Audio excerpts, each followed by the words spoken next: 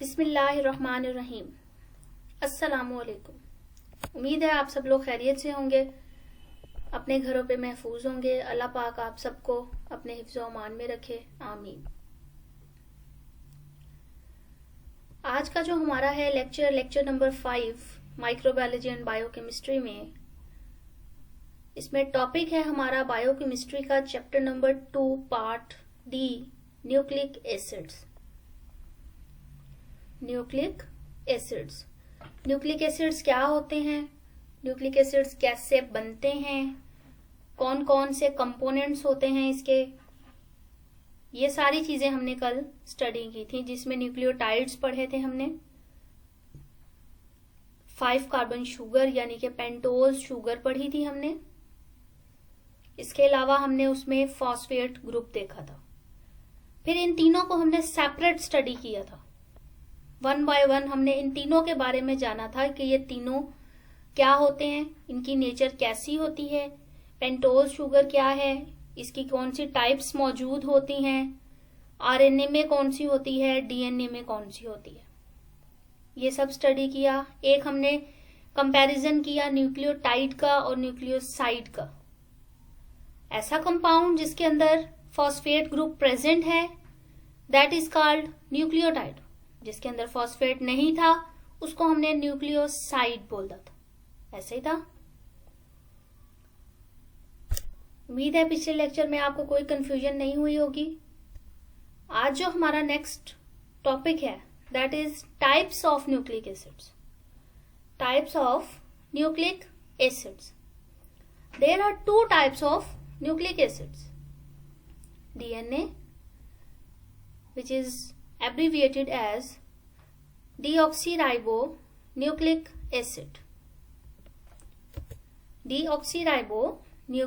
acid, and RNA, ribonucleic acid। अगर separate इसको थोड़ा सा हम करें तो deoxyribonucleic acid, deoxyribonucleic acid and ribonucleic acid। Deoxyribonucleic acid contain deoxyribose sugar and ribonucleic acid contain ribose sugar. Both are pentose sugar, but they both have change in the functional group OH in its structure। Next थोड़ा सा हम general सा इसका difference देखेंगे, just general difference. इसके बाद detail में भी हमने इसको स्टडी करना है। यहाँ जस्ट बेसिक्स आपको बताना चाह रही हूँ कि डीएनए में और आरएनए में बेसिक फर्क होता क्या है। पहला इसमें डिफरेंस होता है शुगर का। जो हमारा डीएनए है इट कंटेन डीऑक्सीराइबोज शुगर, जबकि हमारा आरएनए है that contain ribose sugar. Double stranded DNA, D से ही आपने याद रखना है। D means doesn't mean double, but याद करने के लिए, हम जहन में रखने के लिए इस चीज को कि डीएनए क्या है, डबल स्ट्रैंडेड है। वैसे डी का मतलब है डीऑक्सी, लेकिन यहां हम डी से अपने माइंड में रखने के लिए कह देंगे that means double stranded. And RNA means single stranded. Double stranded ये आप देख सकते हैं, ये यहां से डबल स्ट्रैंडेड है, 1 strand, and this one is the second strand. Single strand mean इसी स्ट्रैंड को काट कर बीच में से अगर हम देखें तो वो हमारे पास आरएनए बन जाए। तो आरएनए जो है वो डीएनए से ही बनता है बेसिकली। कैसे बनता है ये हम आगे देखेंगे, किस तरह से ये जो हमारा स्ट्रक्चर है ये ब्रेक डाउन होता है डीएनए का और सेपरेट होकर आरएनए बनाता है। फिर दोबारा ये आरएनए कन्वर्ट होता है डीएनए में, किस तरह से? क्लियर हो गया? Then bases, nitrogen bases. DNA के अंदर cytosine, guanine, adenine and thymine. Cytosine, guanine, adenine and thymine. जबकि आरएनए के अंदर cytosine, guanine, adenine and uracil. दोनों का फर्क कहां पर आया है? थायमिन में। डीएनए में थायमिन है जबकि आरएनए में यूरेसिल है। क्लियर हो गया? ये कुछ जनरल से डिफरेंस थे डीएनए के और आरएनए के, ताकि आपको अंदाजा हो जाए कि बेसिकली न्यूक्लिक एसिड है क्या चीज, किन दो चीजों से मिलकर बन सकता है, और वो दो चीजें डीएनए है और आरएनए है। डीएनए जनरल स्ट्रक्चर कैसा होता है और आरएनए का जनरल स्ट्रक्चर कैसा होता है, ये हमने यहाँ पर देख लिया। अब हमें डीएनए और आरएनए के बारे में कोई कंफ्यूजन नहीं होनी चाहिए। क्लियर हो गया? आगे चलें। नेक्स्ट अब हम स्टडी करेंगे कि what is RNA. RNA obviously is a ribonucleic acid. अगर हम इसको डिफाइन करना चाहें, it is a complex compound of high molecular weight. Complex compound of high molecular weight that functions, जो काम करता है इन सेलुलर प्रोटीन सिंथेसिस। हमारे सेल में जो प्रोटीन बनती है उसको तैयार करने का ये फंक्शन परफॉर्म करता है। A complex compound of high molecular weight that functions in cellular protein synthesis. Diagram में आप देख सकते हैं सिंगल स्ट्रैंड है, 3D स्ट्रक्चर है ये। इसमें यह देख रहे हैं सिंगल स्ट्रैंड है। ये बेसिस इस तरह से मौजूद है, बॉन्ड्स इस तरह से बेस के मौजूद हैं। देन आरएनए की टाइप्स कितनी है? There are 3 types of RNA. Messenger RNA, ribosomal RNA, ribosomal RNA, transfer RNA, transfer RNA. These are 3 types of RNA. Messenger RNA, ribosomal RNA and transfer RNA. Clear हो गया? ये 3 types इसकी कौन सी होती है? अब first one is messenger RNA. It carry code from the DNA to ribosomes for protein synthesis. DNA से ribosome तक प्रोटीन की सिंथेसिस के लिए ये कोड लेकर जाता है। यहां कोड से मुराद है इंफॉर्मेशन।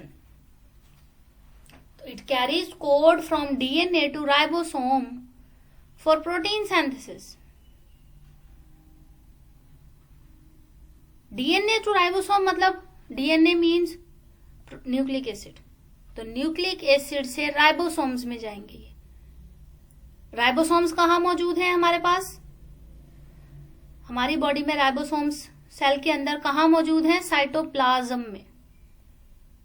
तो messenger RNA carry code from nucleic acid to cytoplasm. दूसरी अगर हम इसको चेंज करना चाहें, from nucleic acid to cytoplasm. Clear हो गया? सेल है, सेल के अंदर साइटोप्लाज्म है, सेल के अंदर न्यूक्लियस है, राइबोसोम्स हैं, बहुत सारी चीजें हैं। तो राइबोसोम्स कहां पर प्रेजेंट हैं? साइटोप्लाज्म के अंदर। और ये न्यूक्लिक एसिड ऑब्वियसली न्यूक्लियस होगा सेल का, उसके अंदर मौजूद होगा। तो उस न्यूक्लियस में से ये इंफॉर्मेशन लेकर जाएगा towards ribosomes. For example, these are the codes to prepare protein, just codes. कोई अमाइनो एसिड अटैच नहीं हुआ, अभी जस्ट एक इंफॉर्मेशन लेकर जा रही हैं। फॉर एग्जाम्पल, हमें कोई चोट लगती है तो हमारे ब्रेन तक एक सिग्नल जाता है।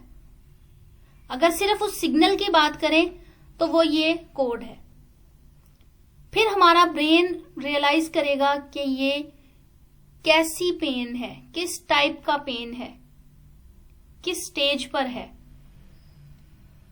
तो आगे फिर उसकी इनकोडिंग स्टार्ट हो जाएगी, वर्किंग स्टार्ट हो जाएगी, वो उसको रियलाइज करना स्टार्ट कर देगा। उसी तरह अभी इंफॉर्मेशन जा रही है जस्ट कि प्रोटीन बनानी है, प्रोटीन कौन सी बनानी है और उस प्रोटीन को बनाने के लिए कौन से अमाइनो एसिड्स को किस तरह से अरेंज करना है, ये सारा कुछ आगे हम देखेंगे किस तरह राइबोसोमल और ट्रांसफर आरएनए परफॉर्म करते हैं। मैसेंजर आरएनए ने सिर्फ और सिर्फ मैसेज कोड की फॉर्म में डीएनए से राइबोसोम तक लेकर जाना है, इतना सा इसका काम है। तो राइबोसोमल आरएनए, अगर इससे पहले हम ट्रांसफर आरएनए देखें तो ऑब्वियसली ये एक मैसेज है, इसको कोई लेकर जाएगा, कोई इस मैसेज को एक जगह से दूसरी जगह लेकर जाएगा। वो कौन होगा? Transfer RNA. It transport specific amino acids to the ribosomes for protein synthesis. Transport करेगा, लेकर जाएगा उन खास अमाइनो एसिड्स को राइबोसोम्स तक जिसका पैगाम मैसेंजर आरएनए ने पहुंचाया, जिसको मैसेंजर आरएनए ने कोड किया। बात समझ आ रही है? डीएनए ने इंफॉर्मेशन दी है मैसेंजर आरएनए को कि प्रोटीन बनानी है। वो मैसेंजर आरएनए उस इंफॉर्मेशन को इन the form of code ribosome तक पहुंचा देगा। राइबोसोम्स जो कि हमारे साइटोप्लाज्म में प्रेजेंट हैं, वहीं पर ट्रांसफर आरएनए भी मौजूद होते हैं। तो ये ट्रांसफर आरएनए उस खास प्रोटीन को बनाने का जो मैसेज है उसको रीड करते हैं और उस प्रोटीन के लिए जिन अमाइनो एसिड की जरूरत है उनको ट्रांसपोर्ट करवाते हैं। बात समझ आ रही है? उन अमाइनो एसिड्स को ट्रांसपोर्ट करवाएंगे जिसने प्रोटीन बनानी है। कौन? Transfer RNA. सिंपल सा फंक्शन है, transport specific amino acid to ribosome for protein synthesis. Then ribosomal RNA अगर हम देखें तो it assemble these amino acids brought by transfer RNA in specific order. एक खास तरतीब के साथ इन अमाइनो एसिड्स को ये जोड़ देगा, असेंबल कर देगा, ज्वाइन कर देगा। समझ आ रही बात? Assemble the amino acids brought by transfer RNA in a specific order. कहां से आए वो? In from messenger RNA to make proteins. अब सारे अमाइनो आरएनए का फंक्शन कौन एंड पे आकर परफॉर्म कर रहा है? Ribosomal RNA. कि मैसेंजर आरएनए ने जो ट्रांसफर आरएनए को फंक्शन करने के लिए बोला, वो ट्रांसफर आरएनए लेकर गया और उन अमाइनो एसिड्स को असेंबल करवा दिया। क्लियर हो गया? अब प्रोटीन बनेगी। Then made of RNA by nucleolus. Assemble amino acids brought by transfer RNA in a specific order from messenger RNA to make proteins. It is made up of RNA by nucleolus. अब ये आप देख रहे हैं, पहले information थी, information में amino acid आया, स्पेसिफिक अमाइनो एसिड को वो लेकर जा रहा है। ये कोड्स हैं, इनके ऊपर अमाइनो एसिड आकर लगेंगे, वो इनको ले जाएगा, लेकर जाएगा तो ये हमारी प्रोटीन बनना शुरू हो जाएगी। क्लियर है? अब थोड़ा सा इसको अगर हम प्रॉपर तरीके से भी देख लें, वो भी सेम है, ये भी सेम है। कुछ नोट्स से रिलेटेड मैं लिखना चाह रही थी यहां पर, इसलिए मैंने नोट्स वाला भी ऐड किया है और वो भी ऐड किया। आप वो याद करेंगे वो भी ठीक है, ये करेंगे ये भी ठीक है। तो messenger RNA it carry information from nucleus to ribosomes present in the cytoplasm. वही बात है, the information is copied from DNA, information DNA से कॉपी हुई है in the form which can easily be understand by ribosomes to make proteins. ऐसी हालत में, ऐसी शक्ल में वो इंफॉर्मेशन जाएगी जो कि आसानी से रीड कर सके राइबोसोम्स के कौन सी प्रोटीन बनानी है। Then ribosomal RNA present in the cytoplasm where ribosomes are present, वहीं पर मौजूद है जहां राइबोसोम्स प्रेजेंट है। It instruct the translation of messenger RNA to form protein. जो मैसेंजर आरएनए का फंक्शन था कि उसने एक मैसेज देना है, अब इस राइबोसोमल आरएनए ने उसको ट्रांसलेट करना था, उसको वाज़ेह करना था। और उसकी वजाहत कैसे करनी थी, उसको ट्रांसलेट कैसे करना था कि वो प्रोटीन बनाए। It instruct the translation of messenger RNA to form protein. अब यहां इंस्ट्रक्ट द ट्रांसलेशन, तो इस लाइन का मतलब यहां पर वाज़ेह है, assemble the amino acid brought by transfer RNA in a specific order from messenger RNA. These 3 lines means translation. बात समझ आ गई? This slide टोटल एक एक चीज, एक एक बात को ट्रांसलेट करके यहां पर मैंने एक्सप्लेन की है, जबकि आपके नोट्स में जस्ट यहां टू द पॉइंट चीज लिखी हुई थी, उसको थोड़ा सा मैंने एलैबोरेट किया। It instruct the translation of messenger RNA to form protein.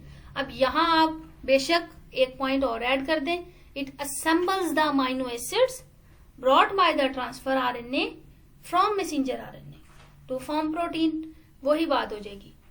The translation है क्या? The process by which protein is synthesised by the RNA. Clear हो गया? Next is transfer RNA. Transfer RNA is also present in cytoplasm. It brings the specific amino acid to form proteins to ribosomal RNA.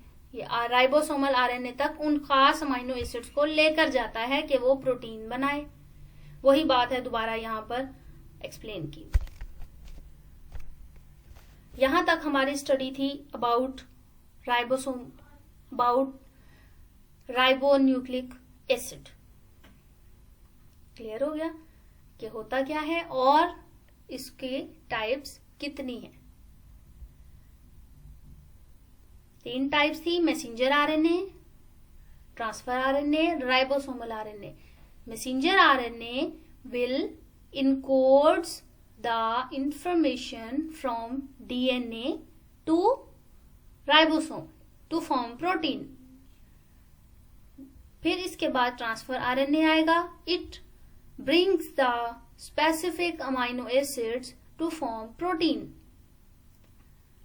Then ribosomal RNA will assemble these या join these specific amino acids brought by transfer RNA from messenger RNA to make proteins.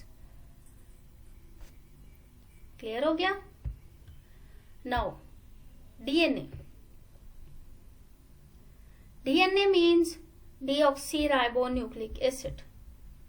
Deoxyribonucleic acid.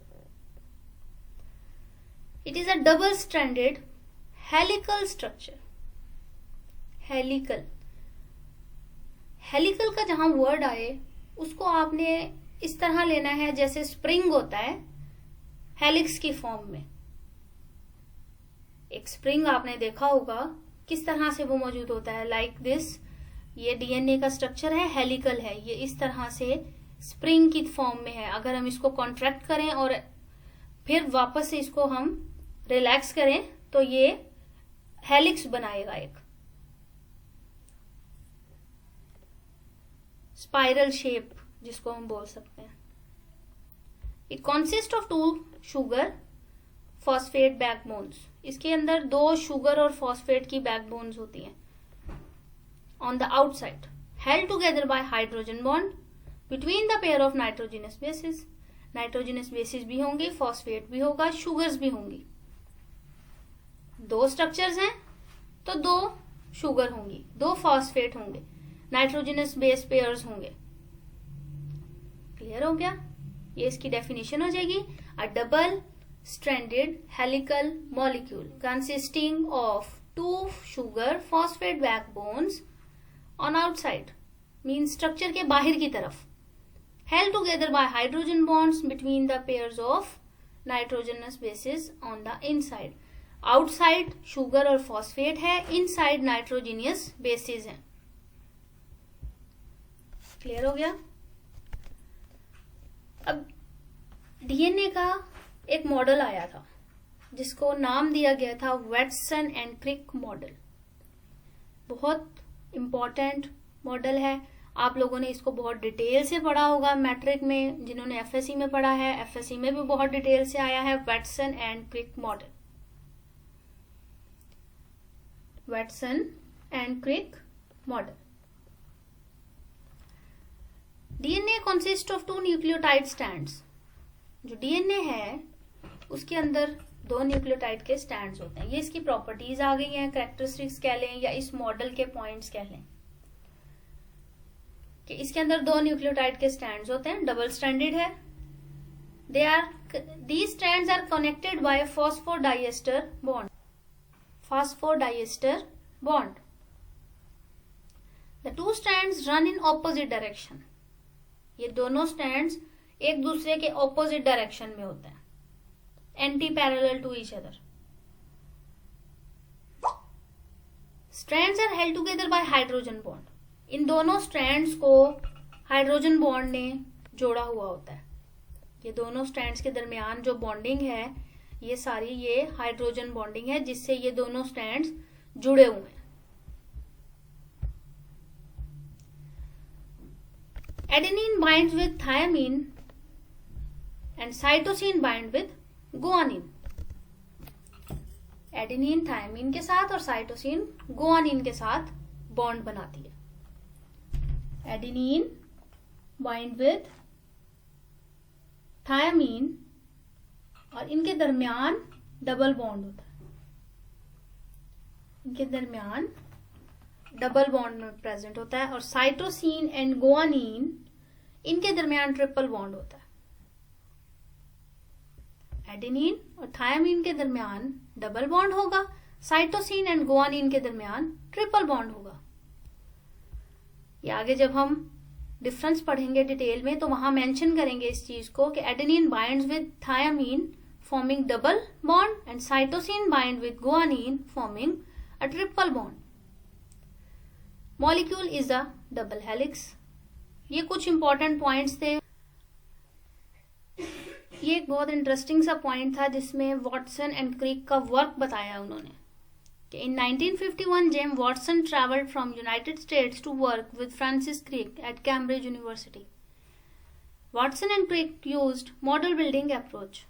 They physically built the models out of wires, metal sheets, nuts and bolts to come up with the structure of DNA. ये physically उन्होंने इस structure को आप देख सकते हैं diagram में इन्होंने ड्रॉ किया, then इन्होंने इसको स्टडी किया. ये नेक्स्ट हमारा टॉपिक यहाँ से स्टार्ट होगा रेप्लिकेशन से. डीएनए की रेप्लिकेशन से हमने स्टार्ट करना है कि किस तरह डीएनए रेप्लिकेट करता है.